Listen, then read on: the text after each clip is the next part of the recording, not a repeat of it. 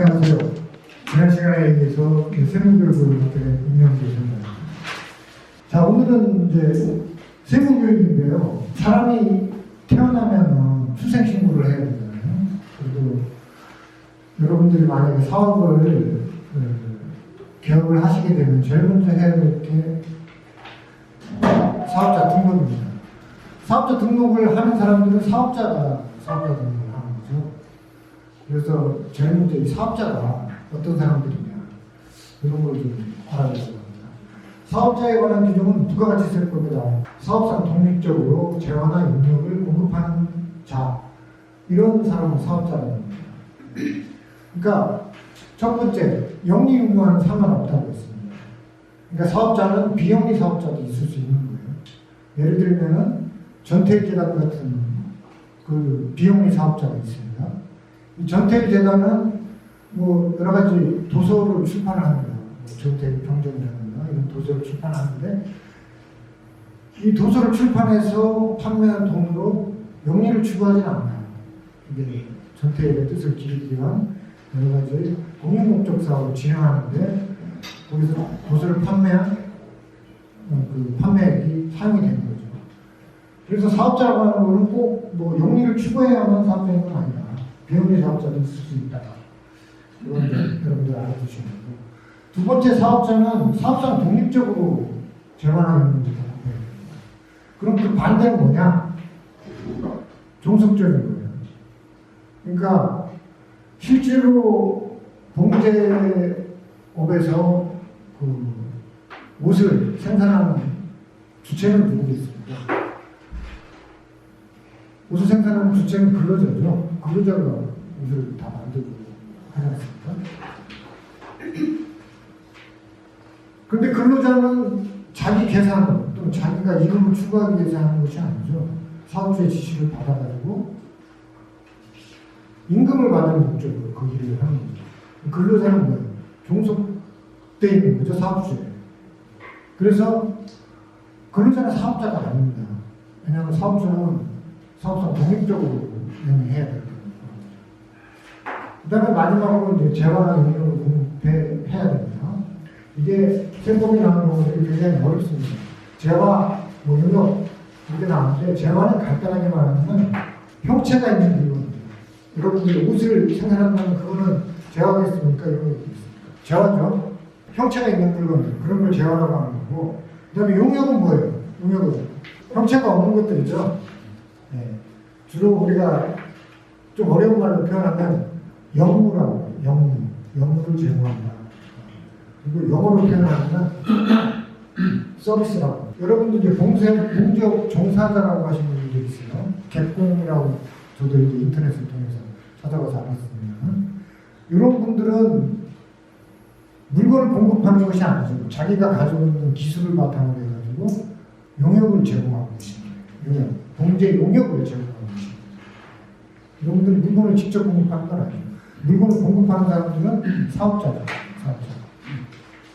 개공분들은 자기 용역을 제공합니다. 용역을 공급하고 계십니다. 이렇게 보면 되겠습니다. 그래서 사업자는 영리 유무와 관계없이 독립적으로 재화나 용역을 공급해야 됩니다. 그리고 여기서 또 하나 추가할 것이 있는데 여기 뭐냐면 계속적으로 공급해야 돼요. 계속적으로.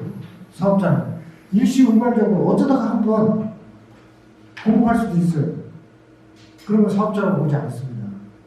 나중에 기타 소득과 구별하기 위해서, 사업 소득을 구별하기 위해서 꼭 필요한 건데, 사업자라고 하는 건 계속적으로 이것을 해야 됩니다.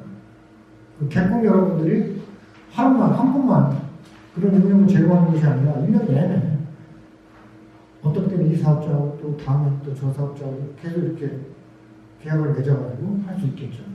1년 내내 계속적으로 하시는 분들이 사업자가 되는 것이다. 그렇지 않은 분들은 사업소득이 생기지가 않아요. 그런 분들은 기타 소득이 생긴다고 합니다. 기타 소득. 이런 사업자의 의의가 무엇인지 알아보고요. 그 다음에 이런 사업자를 어떻게 구분하냐면은 크게 보면은 사업자 등록을 해야 하시는 분과 사업자 등록을 안 해도 되는 분, 이렇게 두 가지로 나눌 수가 있어요. 사업자 등록을 해야 되는 분들은 어떤 분들이냐면은 인적시설이나 물적시설을 갖추고 계시는 겁니다.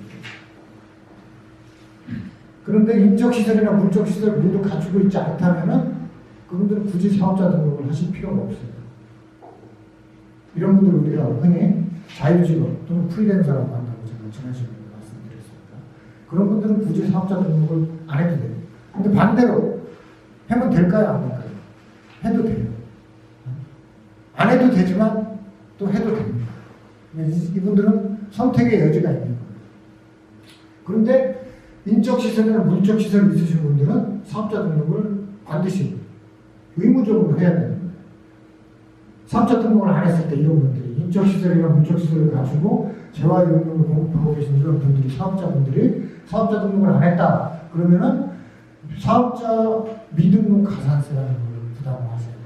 그러니까 그거는 이분들이 사업자 등록을 하는 거는 선택이 아니라 의무가 돼요. 그래서 이제 부가가치세가 면세되는 인적 용역 공급자들은 인적시설과 물적시설을 갖추지 않았기 때문에 사업자 등록을 안 해도 됩니다. 이거에 대해서 좀 더 자세하게 한번 알아볼게요. 자, 부가가치세가 면세되는 인적 용역이라는 것은 전체로 개인 독립된 자격으로 공급을 해야 됩니다. 그러니까 누구 독립된 자격으로 공급을 해야지 근로자를 고용하거나 인적시설에 맞는 근로자를 고용한다는 의미입니다. 근로자를 시설로 취급하니까 법률적으로 문제가 있긴 하지만 하여튼 그 뜻은 근로자를 고용한다 그런 뜻이 되겠습니다. 인적시설입니다. 그래서 근로자를 고용해서 일을 하시는 분들은 사업자 등록을 반드시 하셔야 돼요. 그냥 프리랜서를 하시면 안 된다는 얘기예요. 그다음 두 번째, 물적시설. 대표적인 물적시설은 사업장입니다. 사업장. 사업장을 임차해서 사업을 하시는 분들, 그런 분들 사업자 등록을 반드시 하셔야 돼요. 이 외에도 기계장치, 예를 들어 미싱이라든가 이런 걸 뭐 본인이 갖고 자기 집에서 한다. 그런 분들은 사업자 등록을 하셔야 되는 겁니다. 사업자의 경우는 사업자 등록을 해야 되시는 분과 안 해도 되는 분, 이 두 종류를 나눌 수 있는 거고, 안 해도 되는 분들이 아주 특수한 경우죠. 우리가 말하는 자유직업 또는 프리랜서라고 하시는 분들. 이분들은 사업자 등록을 선택적으로 해도 되고 안 해도 되고 필요에 따라서. 자, 이거 아까 제가 말씀드렸던 거요. 범죄 사업자분들 사업자 등록을 해야 되시는 분들 어떤 분들이냐? 종업원을 고용하고 있거나 물적시설이 있는 분들은 사업자 등록을 의무적으로 하셔야 돼요. 안 했을 때는 사업자 미등록 가산세 이런 것도 있고. 그 다음에 사업자 등록을 안 해도 되시는 분들, 이건 그 문제업 종사자라고 얘기하는 개건분들, 프리랜서분들, 이런 분들은 안 해도 됩니다. 그러면 해도 된대요. 해도 됩니다. 이때는 사업장이 없으니까 어디다가 사업장 소재지를 두고 하겠습니까? 자기 집에다 하면 됩니다. 자기 거주하고 계시는 주소지에다가 사업자 등록을 하시면 됩니다. 자, 그 다음에 사업자 등록을 한다고 했을 때 사업자 등록의 형태는 두 가지가 있어요. 간이과세와 일본과세가 있는데 이 간이과세라는 건 뭐냐면은 한마디로 부가가치세 면세제도예요. 간이과세제가 뭐냐면 부가가치세 감면제도예요. 부가가치세 감면. 소득세는 감면 안 해줍니다. 많은 분들이 좀 착각을 하시는 게 있어요. 간이과세제가 되면 소득세도 깎아준다. 그렇게 말씀하시는데 간이과세는 부가가치세만 감면해주는 제도입니다. 부가가치세는. 근데 간이과세 기준 자체가 소규모 자영업자를 대상으로 하기 때문에 이분들은 소득세도 적게 내는 것 뿐이지 간이과세는 소득세를 감면해주는 제도가 아니에요. 간이과세는 부가가치세를 감면해주는 제도입니다. 자, 부가가치세는 부가가치세에 대해서 과세하는 세금이 부가가치세입니다. 부가가치라는 것은 뭐냐면은 여러분들이 물품을 생산하거나 유통 판매하는 과정 속에서 그 하나의 과정 속에서 물품의 생산, 판매, 유통 과정 한 단계 속에서 창출한 더해진 가치, 부가가치. 그래서 그걸 부가가치라고 합니다. 예를 들어서 제가 원재료를 50원에 사서 제조 작업을 거쳐서 100원짜리 의류를 소비자에게 팔았다. 그럼 원재료를 50원에 사서 100원짜리 옷을 팔았기 때문에 부가가치세 50원, 부가가치 50원이 창출됩니다. 50원. 판매액에서 원재료값 50원을 빼니까 50원의 부가가치가 창출된 겁니다. 그 50원에 대해서 부가가치 세율을 붙여서 지금 현재 부가가치 세율은 10%예요. 5원을 부가가치세로 징수하는 거예요. 세무서에서. 부가가치의 10%를 과세하는 세금이 부가가치세입니다. 이 부가가치세를 간이과세자는 또 감면을 해줍니다. 예를 들어서 음식업 같은 경우에는 업종별 부가가치율이 10%인데요. 부가가치 세율이 10%라면 간이과세자의 음식점은 이 10%에 또 10%인 1%만 부가가치 세율이에요. 부가가치 세율에 업종별 부가가치율이 곱한 부분만큼 부가가치세를 작게 냅니다. 그게 바로 간이과세제입니다. 그러니까 여러분들이 알아두셔야 되는 간이과세제는 부가가치세를 감면해주는 제도다. 소득세는 감면해주지 않고 부가가치세는 감면해주는 제도다. 그렇게 아시면 됩니다. 여러분들이 사업자를 내면은 두 가지 세금이 됩니다.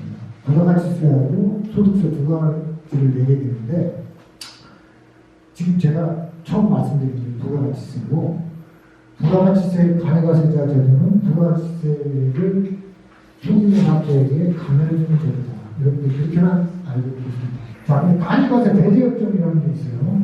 제조업, 예를 들어서 공제업이 제조업으로 분류된다면 그거는 간이과세를 낼 수가 없습니다. 부가가치세를 감면받고 싶어도 업종 특성상 간이과세를 못 내게 있어요. 제조업은. 그 다음에 도매업도 마찬가지죠. 도매업도 세금계산서를 발행해야 되기 때문에 간이과세를 안 해줍니다.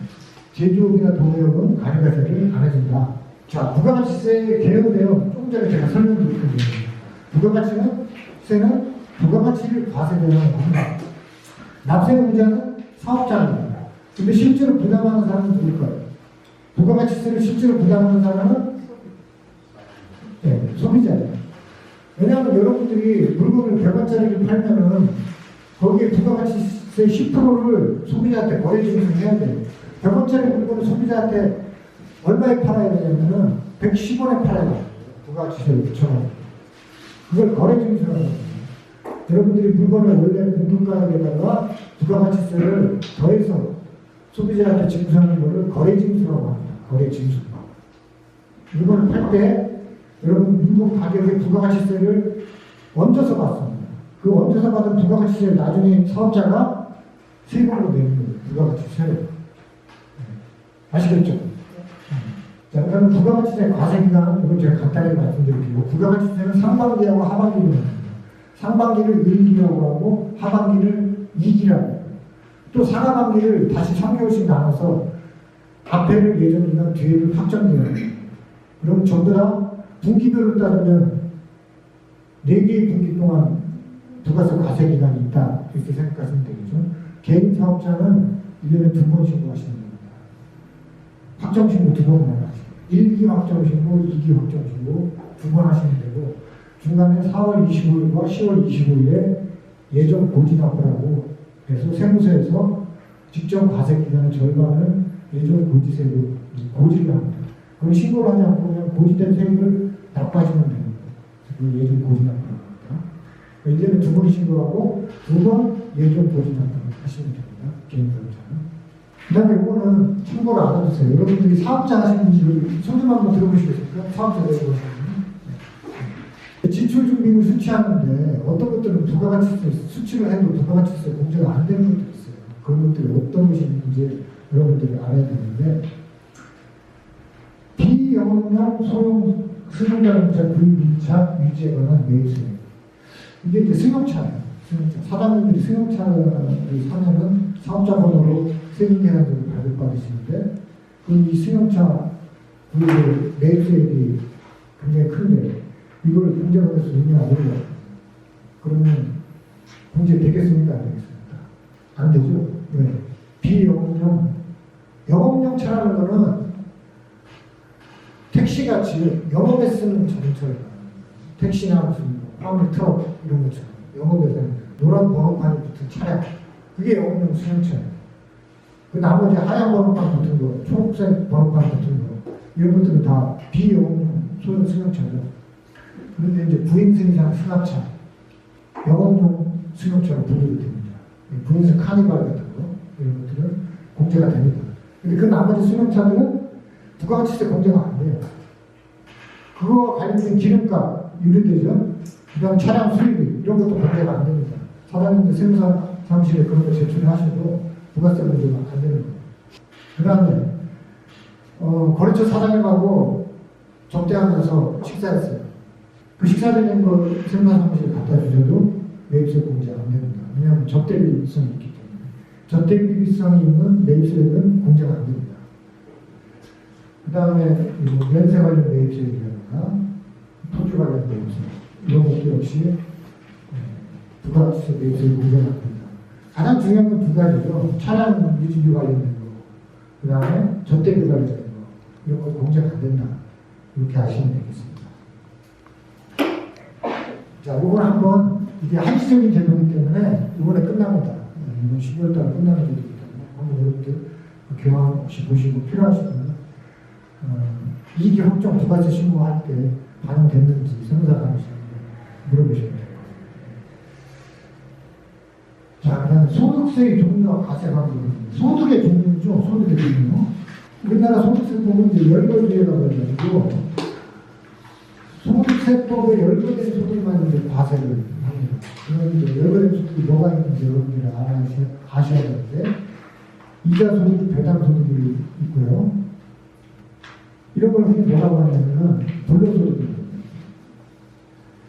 이자 소득 그냥 가만히 앉아서 돈 은행에다 넣어두면은 그냥 나오는 소득입니다. 그래서 이자 소득은 필요 관계가 없어요. 100만 원 이자 수입이 있다 그러면 그 100만 원 전체가 다 수입이 됩니다. 소득이 됩니다. 사업을 하다 보면은 벌어들인 수입이 있지만 거기에 들어가는 경비가 발생합니다. 그럼 경비를 빼고 나머지 순이익에 대해서 과세를 해야 되지 않습니까? 그렇죠. 사업 수입에서 경비를 빼야 됩니다. 수입에서 지출을 빼서 남은 그 소득이 소득세 과세 대상이 되는 거지 수입 자체가 소득세 과세 대상이 되지 않는 겁니다. 그래서 소득세법에서는 수입하고 소득 금액이라는 걸 분리하고 있어요. 그걸 구분하고 있습니다. 소득세 과세는 소득 금액이라고 해요. 과세 대상이 되는 그 금액은 소득 금액인데 소득 금액은 수입에서 경비를 공제한 금액이에요. 수입에서 경비를 공제한 그게 소득 금액입니다. 그런데 이자 소득이나 배당 소득은 경비가 있어요, 없어요? 없죠. 불로소득이니까. 이런 소득은 그 자체가 바로 수입 자체가 소득이 돼요. 수입 자체가 소득. 이 이자 배당 소득하고 다른 소득은 좀 다릅니다. 연금 소득은 넘어갈게요. 그 다음에 기타 소득 여러분들이 알아두셔야 돼요. 여러분들 봉제 종사자분들 기타 소득이 될 수가 있습니다. 개공분들이 기타 소득을 100만 원을 벌었다. 계약에 의해서 사업주와 계약에 의해서 100만 원씩 받기로 했다. 그러면 그 중에서 60%는 경비를 인정된다는 거예요. 즉 60만 원은 경비를 인정되고 100만 원짜리 내가 일을 했다. 그러면 40만 원만 기타 소득 금액으로 과세되는 40만 원. 40%. 아시겠죠? 퇴직소득, 양도소득 이런 거는 이제 분류가 되는 거거든요. 자, 근로소득의 원천징수 얼마 정상? 자, 근로소득만 있는 사람들 회사에서 가끔씩 떼죠? 매달. 그죠? 여러분들 사업주분들 근로자 되시면은 근로자한테 가끔세를 지급할 때, 급여 지급할 때 4대 보험료는 못 떼니까. 가끔세 떼죠? 그렇게 해서 어디에 납부합니까? 회사에 국세청에 납부를 하죠, 세금으로. 그리고 근데 그 가끔세는 누가 내는 거예요? 월급에서 뛴 거니까 사업주가 낸 게 아니죠.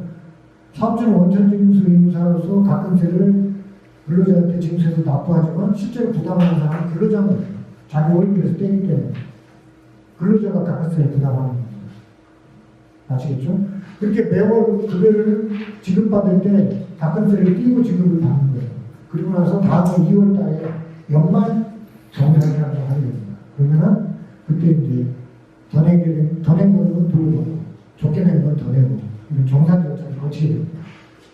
자, 이걸 사업소득자 여기 이제 분들 사업소득은 원래 이제 아까 말씀드린 수입에서 경비를 뺀 금액이 소득 금액이고 그것이 종합소득 금액에 합산되는데 그걸 그럼 어떻게 계산하는 거예요. 경비를.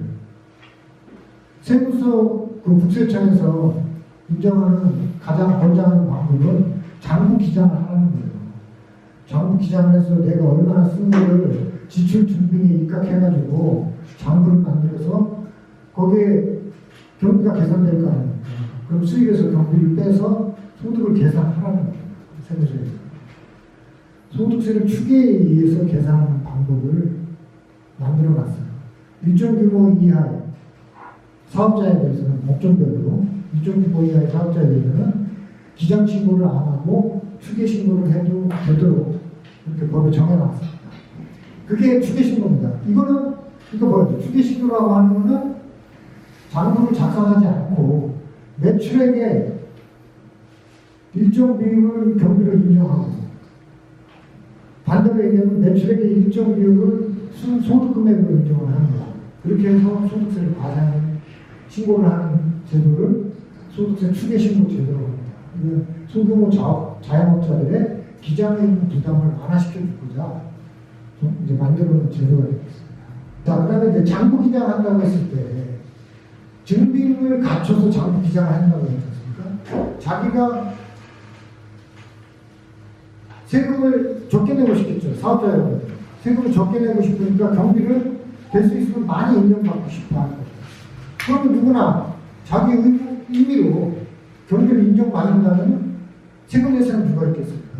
다들 나는 경비가 10원밖에 발생 안 했는데 100원 발생했다, 1000원 발생했다. 이렇게 가짜로 장부를 만들어서 할 수가 있잖아요.